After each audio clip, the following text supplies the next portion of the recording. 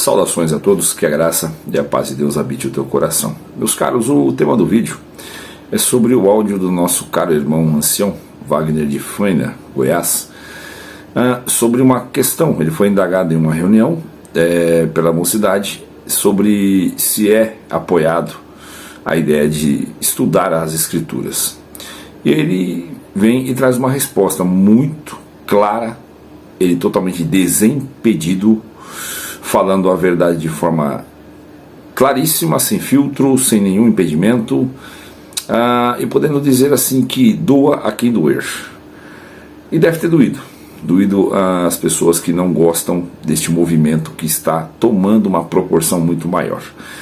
É muito simples você dar uma olhada nos cultos que a presidência atende, né, esses online, e você percebe um ataque massivo já da parte deles para tentar coibir esse crescimento, que é a Irmandade se tornando emancipada quando começa a ler as Escrituras e entender como realmente funciona a operação do Espírito Santo, a graça do Filho de Deus, o que é Evangelho, como viver, como aplicar, como praticar e como pregar também, né? E aí começa as indagações, porque as pregações no nosso meio, no meio CCBN, tem uma dificuldade muito grande de ser bíblica.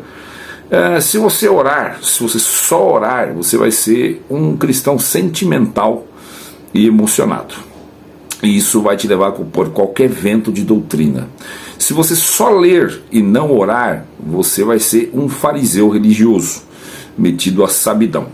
E esses dois opostos não é defendido por mim, não é defendido por esse canal. Esses dois extremos não têm defesa alguma.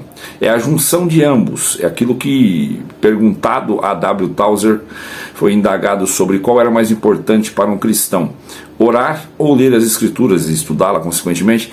Ele respondeu com uma outra pergunta, dizendo: qual é mais importante para um pássaro, a asa da esquerda ou a asa da direita? E aí fica a obviedade de que ambos precisam unir forças de forma equivalente, equilibrada, para que funcione então aquilo pelo qual nós fomos vocacionados. Eu preciso do secreto, da oração, do íntimo, e preciso daquilo que já está revelado nas Escrituras, porque é aquilo que vai nortear, me guiar, me dar a direção, para que eu não seja levado por falsos ventos de doutrina ou qualquer vento de doutrina. Bom, eu quero que vocês ouçam comigo o áudio do caríssimo irmão Wagner. Esse áudio rodou aí já o WhatsApp, e é importante que você ouça a cada palavra, vou colocar junto aqui com você, do que ele disse aqui para a mocidade. Escuta comigo. Eu não estou entendendo isso aqui. Agora os anciãos vão me explicar. Quantos anciãos tem aqui hoje? 2. Aqui. É errado estudar a Bíblia? Percebe-se que há uma grande resistência a respeito sobre quem estuda. É verdade. Estudar, examinar, acho que está tudo na mesma linha, não está? Estudar, examinar, é um dever do crente. Dever. Conhecer as Escrituras, examinar, cuidar que ela a vida eterna, ela testifica de Jesus Cristo. Então, não tem erro nisso aí não. Tem que estudar sim, não é errado não. Glória a Deus. Olha aqui, por que o Evangelho não é muito pregado na congregação? Ó, vamos dar um pausezinho.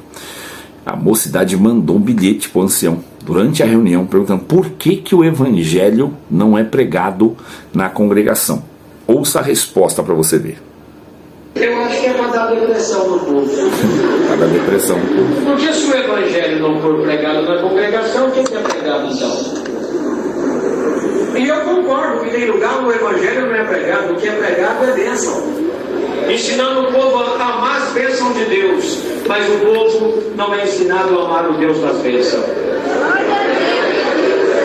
Aí o que se prega, virada de cativeiro, a partir dessa palavra, porque hoje, como diz tudo, se ouviu para trás, esquece a baleia, mas hoje, depois dessa palavra, desconfia o pregador, pega o Evangelho,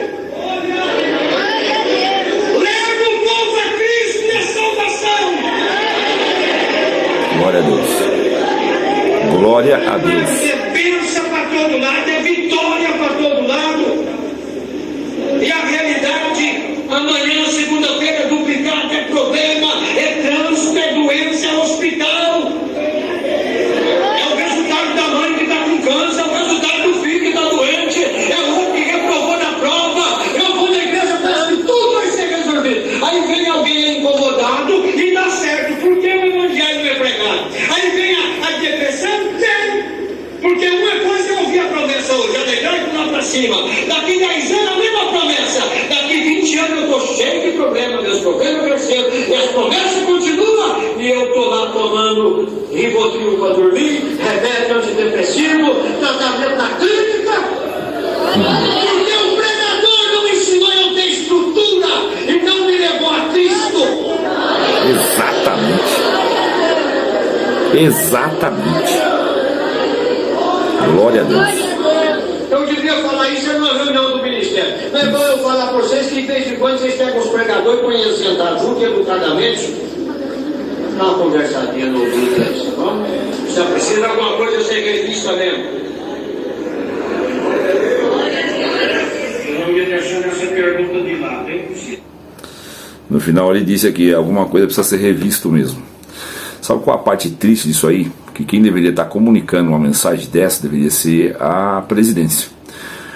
Mas eles não. Você viu que a palavra que o Luiz Carlos pregou, ele deixou bem claro que não é bem assim, sabe? Ele usou até esse exemplo que eu citei aqui de A.W. Tozer sobre as asas do pássaro, né? E no final depois ele deu uma ajeitada para o lado da igreja. Olha, se você tiver conhecimento bíblico, você não vai ver a Deus, se você não for santo. Mas se você for santo, mesmo que você não conhece a Bíblia, você vai ver a Deus. Ou seja, o que ele comunicou para a igreja, não importa vocês lerem, o importante é você ser santo. E de novo, se você for um orador profundamente buscador mesmo, mas se você não conhece as escrituras, você vai ser levado por qualquer vento de doutrina, vai acreditar em coisas, defender coisas que não tem Deus nelas. Por isso as escrituras existem, porque nela está a vida eterna, está ali comunicado para a gente. Bom, você vê esse projeto Resgate, eu sempre pauto sobre isso. Como é que você vai resgatar alguém para voltar essas pessoas no mesmo ambiente que ele foi excluído? Né? Só para vocês entenderem como precisa resolver a causa. A causa não está presa, né, no resgatar, não está ligada no resgate, está ligada na correção do ambiente. E o ambiente só é corrigido com o evangelho pregado, conforme o Wagner disse. Um irmão disse para mim, Edu, mas tem gente que foi magoada, abatida, né? Ficou o tempo parado. Eu falei, essas pessoas só foram magoadas e só foram abatidas porque elas nunca ouviram o evangelho. O evangelho tira essa sensibilidade infantilóide de qualquer ser humano. Ele aprende a viver num ambiente hostil. Não estou dizendo que a igreja tem que ser hostil, mas se for hostil, ele vive tranquilamente. Porque ele não tem expectativa de que o irmão fulano, a irmã fulano, o cooperador, o ancião, o ministério, ou qualquer outro, tem obrigação de tratá-lo com muito carinho e amor. E se algum dia essa pessoa não fizer, você se frustra, aquela baita expectativa alta. Esse dia hoje o irmão não me saudou, o encarregado não deu nem bola para mim, foi saudar e estava de cara feia. Poxa, segunda vez já dessa forma, não vou mais congregar com esse irmão. Por que faz isso? Porque nunca ouviu o evangelho. Ouve só essas palavrinhas adocicadas, melancólicas, depressivas, que ao invés de alimentar a igreja, envenena a igreja. Toda pregação que não é resultante em conversão, com arrependimento e renascimento de uma nova criatura, não é palavra de Deus. Pode manifestar dons? Pode. Dá uma olhada na igreja de Coríntios, estava carregado de dons. Pode manifestar doutrinas corretíssimas? Pode. Dar uma lida na igreja, nas cartas das sete igrejas da Ásia ali, na de Éfeso. Carregada de doutrina, de ensino, perfeitinha a igreja, mas não tinha o primeiro amor.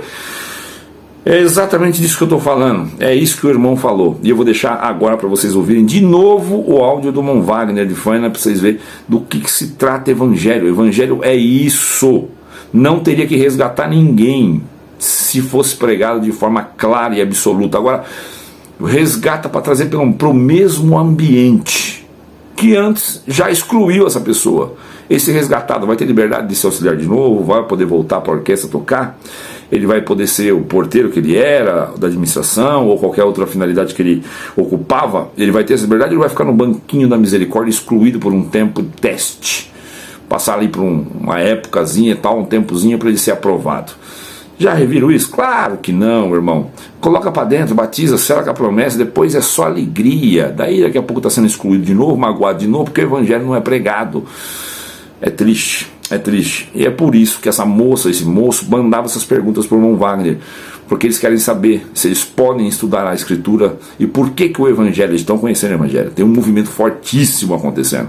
E eu tenho culpa disso, e o prazer de eu ser culpado disso é muito grande dentro do meu coração. Tem irmãos que falam para mim, você está dividindo o povo. Poxa, que bom que eu estou fazendo isso. Você não sabe que esse é o meu objetivo, dividir. Mas como assim, irmão, dividir? Dividir o povo que estão indo para o precipício. O povo que der ouvida ao Evangelho vai ser dividido sim, do povo que está indo para a condenação, do povo que está indo para a ignorância, porque um cego guiando outro cego, ambos cairão no abismo, ou cairão no barranco, qualquer que seja a tradução. Ou seja, não adianta alguém no final, no dia do juízo, dizer, mas eu aprendi com o ancião, que já está a resposta na Escritura, um cego guia o outro, os dois estão no buraco, os dois. E a minha ideia aqui é dividir sim, dividir o povo que está indo para o inferno, dividir uma massa muito grande para ir para o céu. Então se isso é dividir, pode me xingar de divisor da obra, que realmente eu estou nesse propósito. Saudações, aquele abraço, e ouça mais uma vez o áudio aí, que é muito importante. Até o próximo. Eu não estou entendendo isso aqui. Agora os anciãos vão me explicar. Quantos anciãos tem aqui hoje? 2. Aqui. É errado estudar a Bíblia? Percebe-se que há uma grande resistência a respeito sobre quem estuda. Estudar, examinar, acho que está tudo na mesma linha, não está? Estudar, examinar, é um dever do crente. Conhecer as Escrituras, examinar, cuidar, ter nela a vida eterna, ela testifica de Jesus Cristo. Então, não tem erro nisso aí não, entendeu? Tem que estudar sim, não é errado não. Glória a Deus.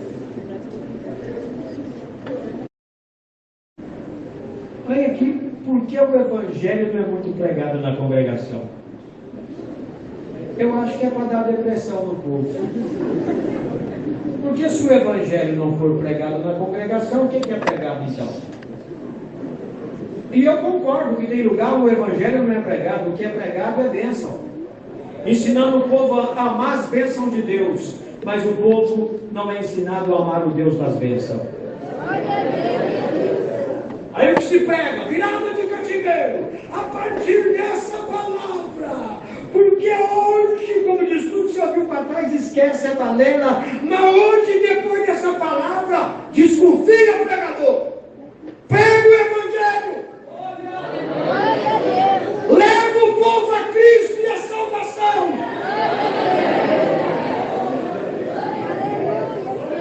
É bênção para todo lado, é vitória para todo lado.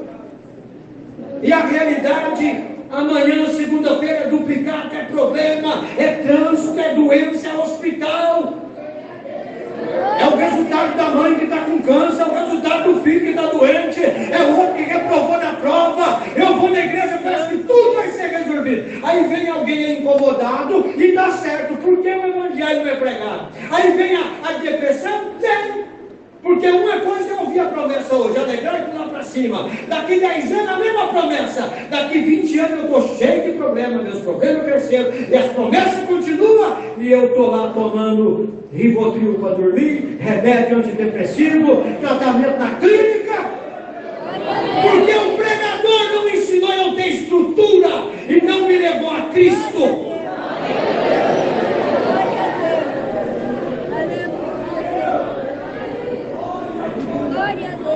Eu devia falar isso numa reunião do ministério. Não é bom eu falar para vocês que de vez em quando vocês pegam os pregadores e põem eles sentados junto, educadamente, dá uma conversadinha no ouvido deles, tá bom? Já precisa de alguma coisa ser revista mesmo.